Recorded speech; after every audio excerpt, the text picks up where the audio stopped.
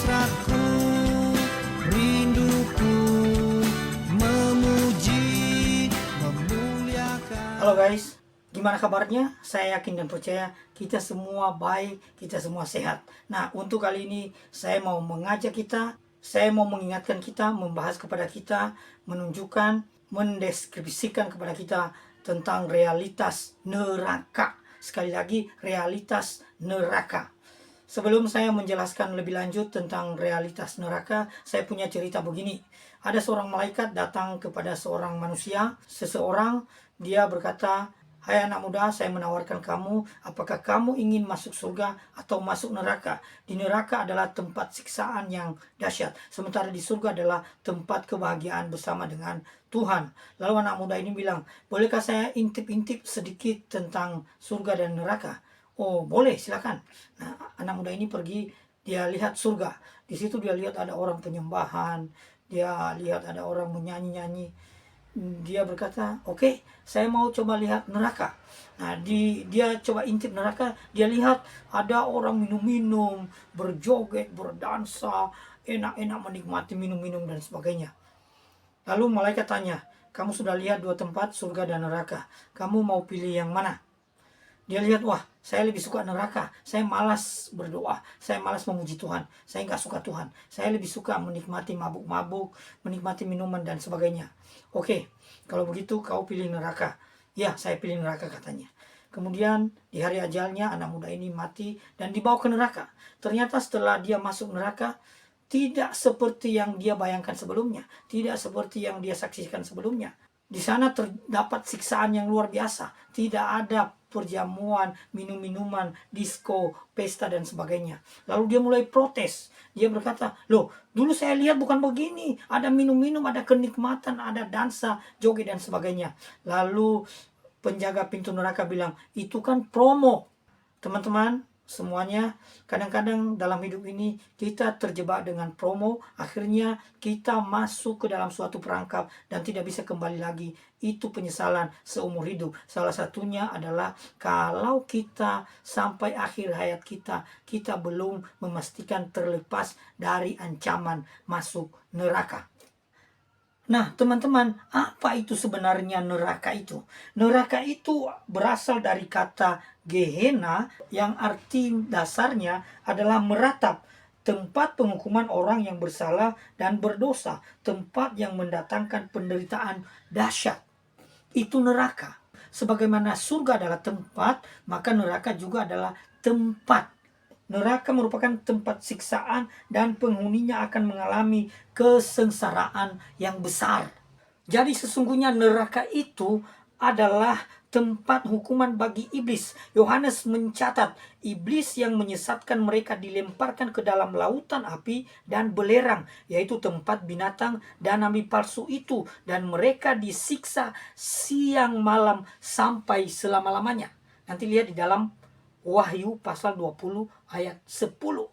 Demikian juga Petrus menegaskan bahwa malaikat-malaikat yang berdosa dilemparkan ke dalam neraka. 1 Petrus pasal 2 ayat 4. Sekali mereka memberontak terhadap Allah, ini para malaikat ya, mereka tidak punya kesempatan lagi. Dan bagaimana dengan manusia? Disebutkan di dalam Wahyu 20 ayat 15.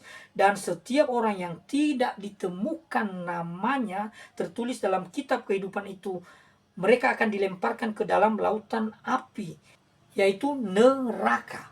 Inilah suatu neraka.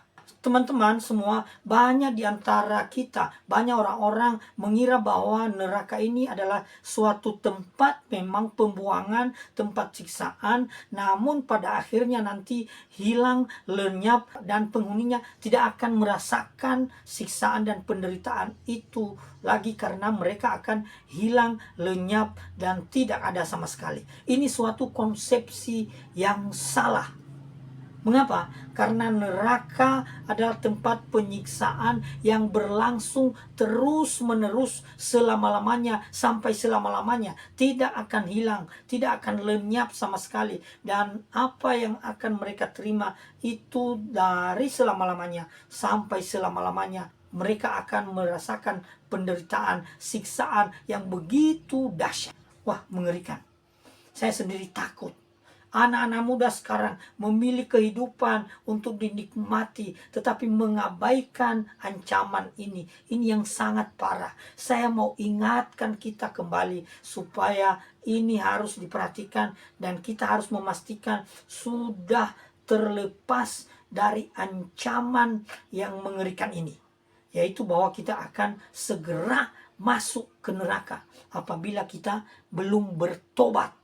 Teman-teman, saya tidak bisa menjelaskan lebih rinci serinci-rincinya tentang neraka. Tetapi apa yang Alkitab sudah sampaikan, bahwa itu tempat siksaan yang dahsyat, yang sangat mengerikan, yang sangat menakutkan. Jangankan merasakannya, membicarakannya saja sudah sangat-sangat menggetarkan, menakutkan, dan membuat kita mengalami kegentaran yang luar biasa. Saya tidak bisa bayangkan apa yang saya jelaskan di sini, apa yang saya sampaikan itu belum seberapa dengan yang sesungguhnya dahsyatnya, mengerikannya, menakutkannya neraka itu kelak, sampai orang-orang tersiksa selama-lamanya, sampai orang-orang merasakan keadaan yang tidak pernah menyenangkan dan tidak ada jedanya, siksaan terus siang dan malam. Betapa mengerikan neraka itu, dan api membakar luar biasa,